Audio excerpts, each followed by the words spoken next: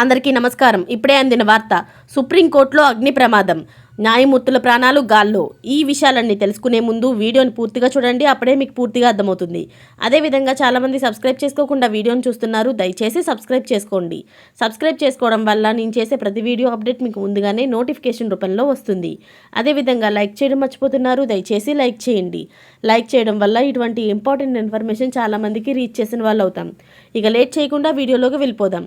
దేశ అత్యున్నత న్యాయస్థానం సుప్రీంకోర్టులో సోమవారం అగ్ని ప్రమాదం చోటు చేసుకుంది. కోర్టు నెంబర్ 11, 12 మధ్య ఉన్న వెయిటింగ్ ఏరియాలోని షార్ట్ సర్క్యూట్ కావడంతో మంటలు చెలరేగాయి. అయితే ఆ సమయంలో అక్కడ ఎవరైనా ఉంటే కనుక దగ్ధమైపోయి ఉండేవారు.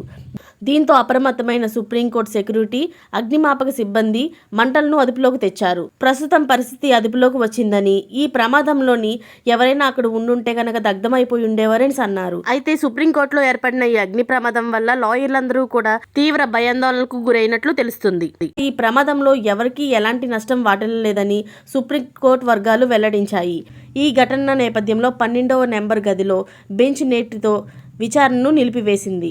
ఇలాంటి లేటెస్ట్ అప్డేట్స్ మీరు ముందుగా పొందాలి అనుకుంటే ఛానల్ని సబ్స్క్రైబ్ చేసుకోండి. Thanks for watching friends.